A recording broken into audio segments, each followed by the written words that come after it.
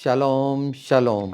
प्रभु यीशु मसीह नासरी के नाम में आज के लिए, इन समयों के लिए जो परमेश्वर ने दिन दिया कि हम उन्हें जाने पहचाने, और उसमें सबसे आवश्यक था कि वो सच्चाइयाँ जो सुनी नहीं गई हैं या सुनना नहीं चाहते हैं, जो तेरे वचन की हैं, तेरे न्याय की, तेरे धर्म की हैं, जो तूने अपने वचन में रखा है प्रभु। लोगों की जिज्ञासाएं, इच्छाएं तो हैं अंतिम समय को जानना और वो सब कुछ, पर मानने के लिए तत्पर नहीं होना।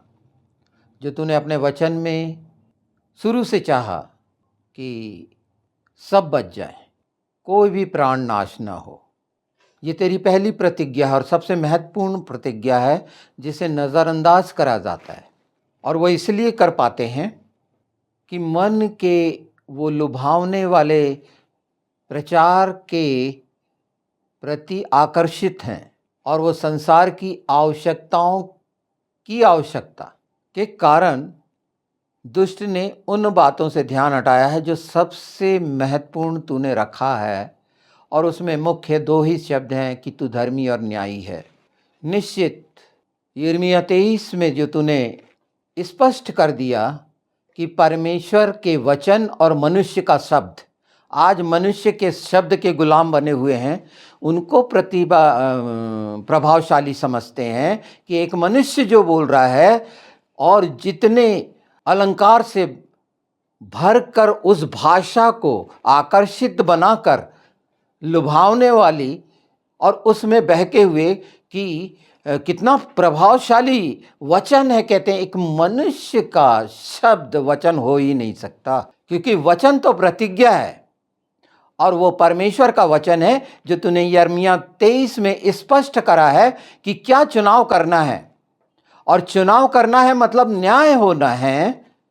इस सच्चाई को जितनी जल्दी अपने जीवन में ले लेंगे कि आप मनुष्य के पीछे भाग रहे हैं या परमेश्वर के वचन की सच्चाई को जान रहे हैं, कि उन लच्छेदार बातें जो आपकी कान की खुजली, आपको मन को अच्छा लगती है, उसके कारण उस व्यक्ति की बड़ाई कर रहे हैं और उसकी तुलना परमेश्वर के वचन से कर रहे हैं।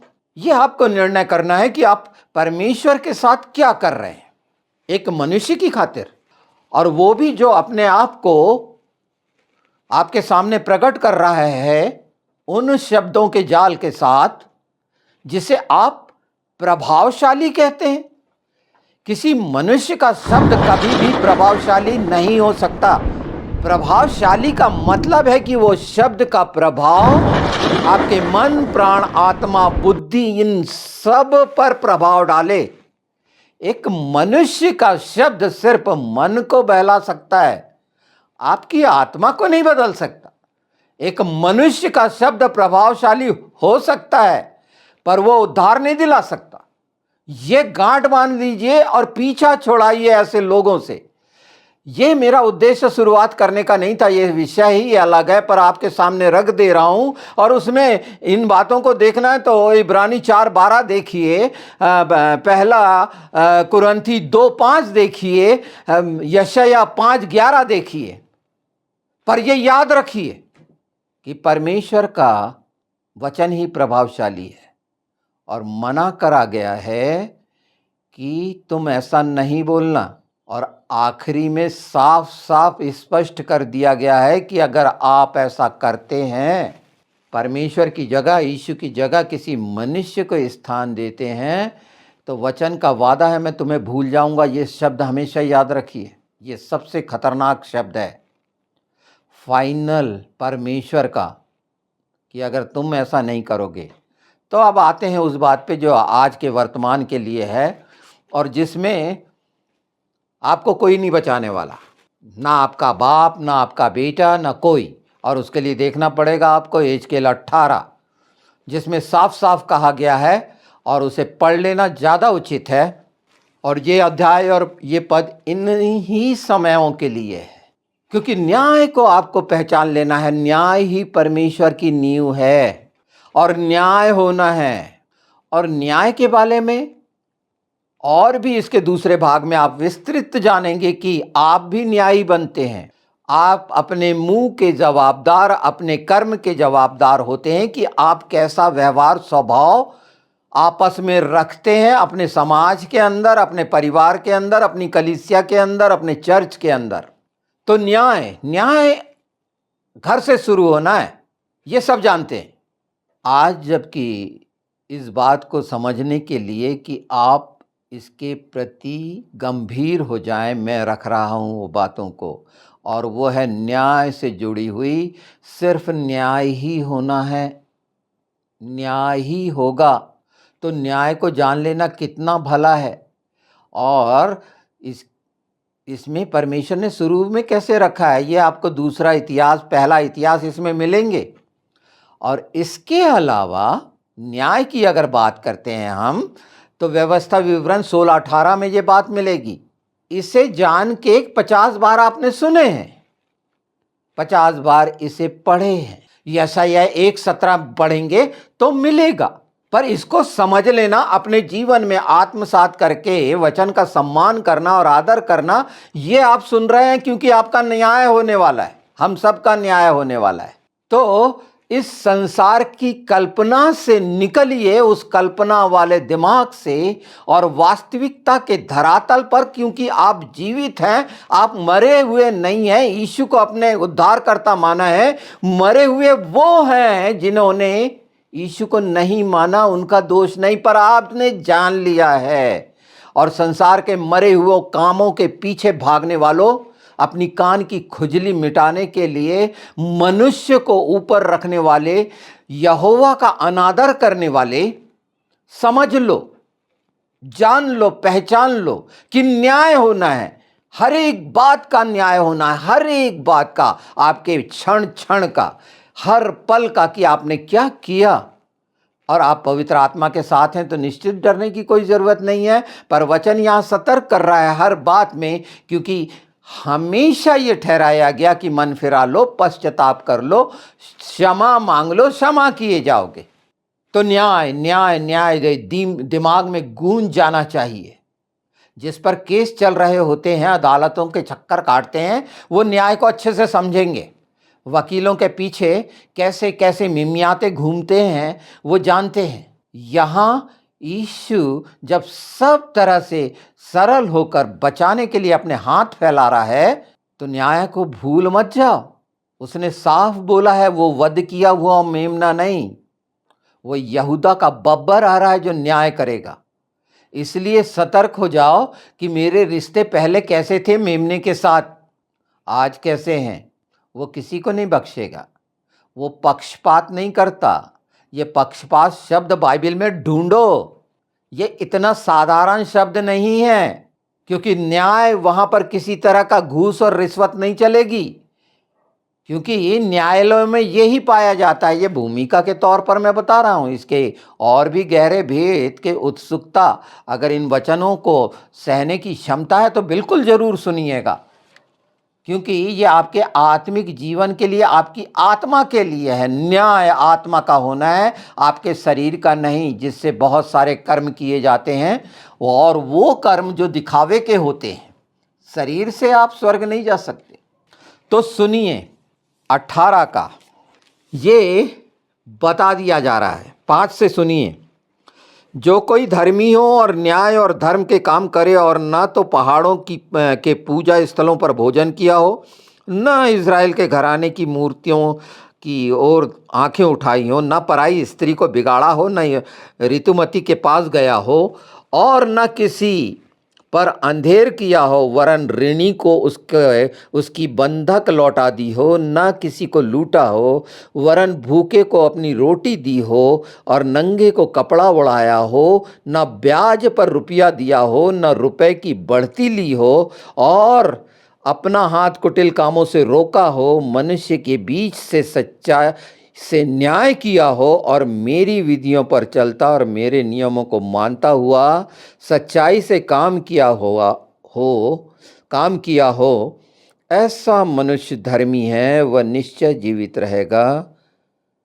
प्रभु यहोवा की यही वाणी है, वो निश्चय जीवित रहेगा। यहाँ पर वो हिस्सा दिख रहा है वचन का, जब मैं भूखा था तो तुमने मेरे को खाना खिलाया, नंगा था, कपड़े। ये यीशु के अलावा कौन है? यीशु के वचन तो हैं, वचन ही यीशु है ना। इसलिए मैं प्रभावशाली वचन की बात करा और प्रभावशाली शब्दों की बात करा। इसे जितने जल्दी अपने मन मस्तिष्क विवेक में बिठा लेंगे तो वो बहकाने वाले शैतान से जो भरमाया हुआ है कि वो फलाना बहुत अच्छा उपदेश देता है, प्रचार करता है, बिल्कुल करता होगा, पवित्र आत्मा के साथ जो भी करेगा बिल्कुल करेगा, वो उस पर सामर्थ होगी, उसके जीवन में आनंद, शांति और प्रेम की वो सच्चाइयाँ प्रकट होंगी जो सचमुच में एक मसीह के जीवन में होनी चाहिए। जिसने नया जीवन पाया है उसे पता होना चाहिए कि उसके हृदय में प्रेम रखा है कि नहीं। उसे एहसास होना चाहिए कि उसके हृदय में क्या क्या है। जैसे बुराई तो बहुत जल्दी देखनी सुननी, कितने जल्दी सुन लेते हैं हृदय की बुराई को, पर परमेश्वर के वचन को नहीं सुन पाते हैं हृदय से, क्यों? ये प्रश्न ऐसे हैं। पर यीशु का लहू सक्षम है।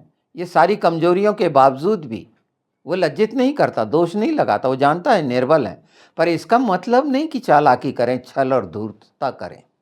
और जिस योग्य उसकी महिमा है, जितना वो महान है, उसको भूल के मनुष्य के विषय में बात करने से क्या लाभ होगा? क्या वो उद्धार दिला देगा?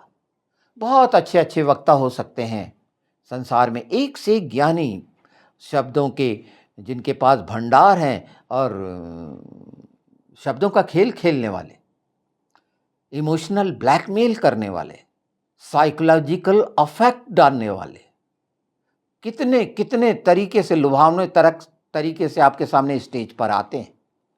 आप उनका वेलकम करते हैं, आपको अच्छा लगता है उनकी अदा, बनाया हुआ है।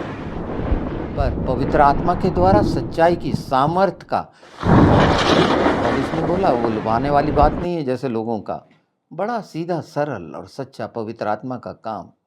आप बदले नहीं क्या? इसको सुनकर क्या बंद कर दिए? सुनना बंद कर दिए क्या? या और सुनने की लालसा हुई? यही तो आपकी पहचान हो जाएगी कि आप क्या सुनना चाहते हैं। हृदय की बुराइयों को जितने जल्दी समझ में आती है, मन में, विवेक में, कान में, आप खुद गवाह हैं आपकी बुराइयों के। कितने जल्दी समझ में आती कि हृदय में कैसे बुराई पैदा हुई, पर भलाई पैदा हुई तो पता चली। ये पूरा जो आप 5 से 9 समझे हैं, ये अगर जीवित रहना है तो ये है, और अगर पूरा पढ़ेंगे इसको 18 को तो कौन मरेगा ये भी है। पर आखिरी में सच्चाई ये है कि परमेश्वर का प्रेम सबको बचाना चाहता है। किसी प्राण के मरने से वो खुश नहीं होता। यही मिलेगा आखिरी में। मत्ती 18, 30, 31 पढ़ लेना। मत्ती मैं कह रहा, ये एस्केल। और जब मत्ती की बात आ गई है तो 4 को क्यों भूलें? तो प्यारे प्रभु के लोगों, ये मेरा आग्रह है यीशु के नाम में, और आत्मा की इच्छा है कि ये सच्चाई को जानो और संसार के भय से मुक्त होकर जब प्रभु आए तो उसके साथ जहाँ वो है वहाँ आप रहो। यही इच्छा से प्रेरित पवित्र आत्मा आपके सामने ये सच्चाइयों को रख रहे हैं। ग्रहण करना ये आप पर है, क्योंकि ये वचन की सच्चाई है। इसे पढ़ो। बहुत सारे से क्या, हम सब जो मसीह में हैं नई सृष्टि हैं। होता है कुछ कम ज़्यादा चल रहा है, मैं आपको आश्वासन नहीं दे रहा, मैं आपको ये बहका भी नहीं रहा कि नहीं ठीक है बाद में ठीक हो जाएगा, बिल्कुल भी नहीं। जवाबदेह आप होंगे, अपनी हर बात के जवाबदेह आप होंगे, क्योंकि आपके पास बाइबल है।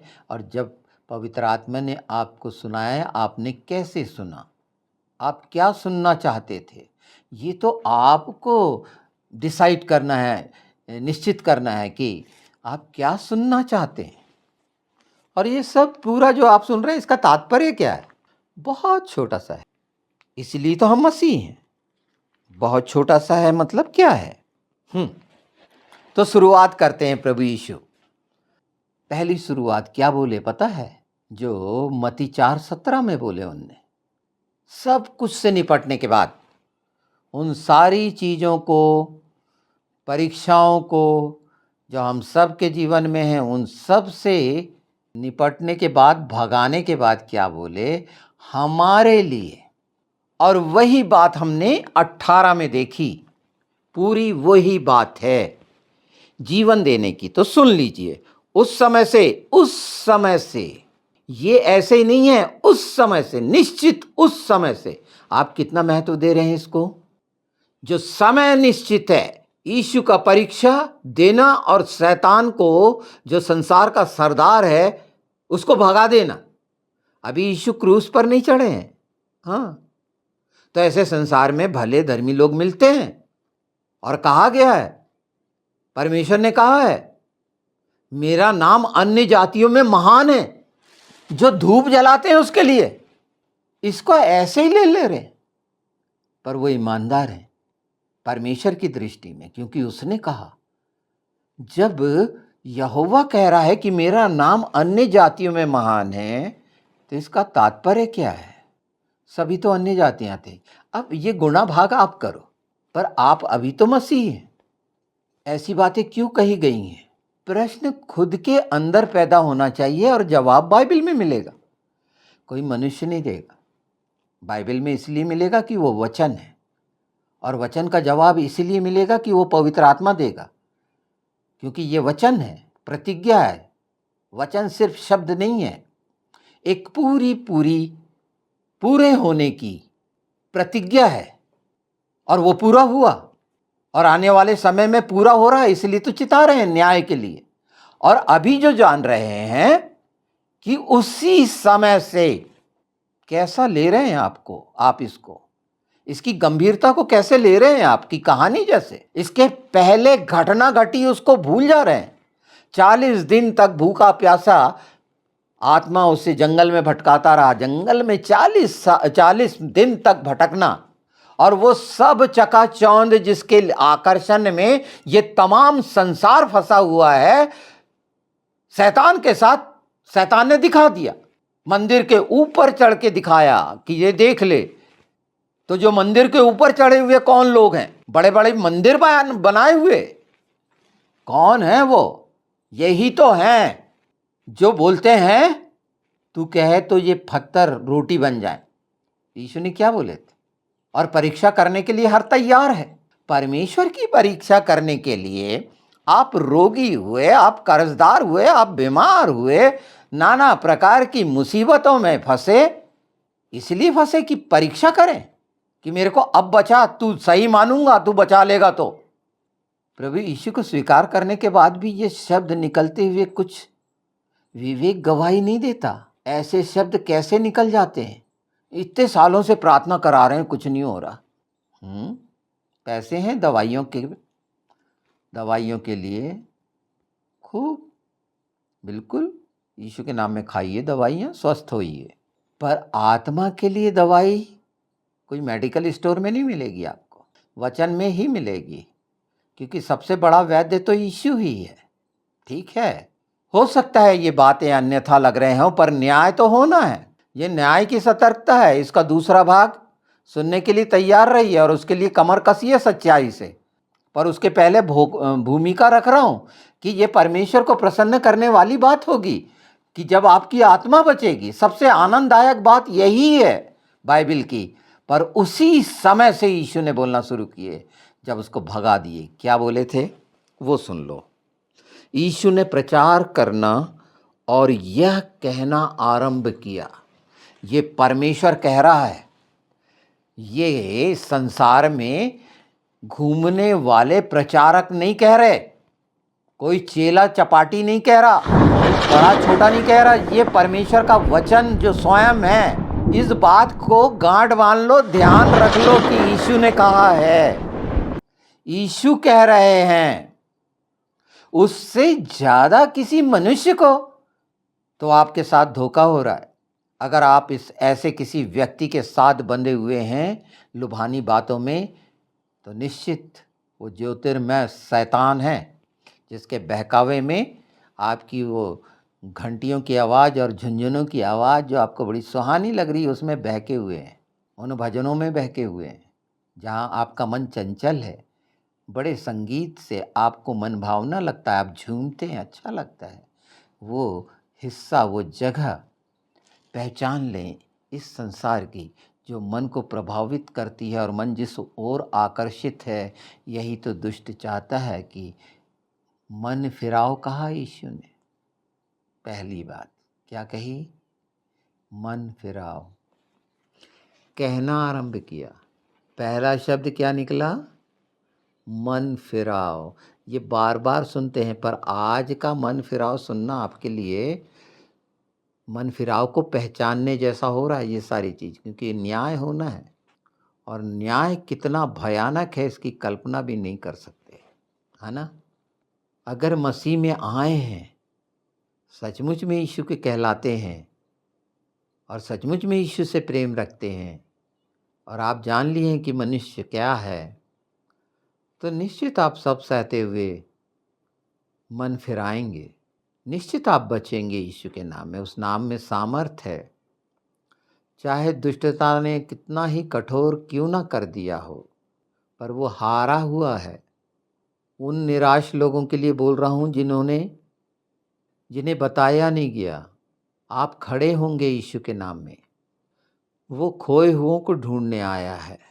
जो जिनके पास सब है उनके पास वो नहीं आया, धर्मी के लिए नहीं आया, बोला ना। आज जो अपने आप को धर्मी समझते हैं उनके लिए नहीं आया। जो बड़ी बड़ी कलीसिया में बहुत सारी प्रार्थनाएं करते हैं उनके लिए नहीं आया। वो जिन्हें छोड़ दिया गया है, जिन्हें हटा दिया गया है, जिन्हें कहीं जगह नहीं मिलती, वो आपके लिए आया है। मनुष्य तो प्रतिफल पा लिया जो मनुष्य के साथ था इस संसार में। इस बात को समझ लीजिए, संसार का प्रतिफल मिल चुका उसे, क्योंकि उसने यही रखा था कि मैं बहुत अच्छी वाली सबसे बड़े चर्च में जाऊंगा। बड़ा अच्छा करा था, पर क्या सचमुच में आत्मा के लिए वो सच्चाइयाँ, न्याय की वो सच्चाइयाँ सुनाई गई आपको? कभी न्याय के लिए कभी चैतन्य किया गया? पहला शब्द निकला है मन फिराओ। क्यों? क्योंकि वो समय आता है अब और एकदम द्वार पर है, करीब है।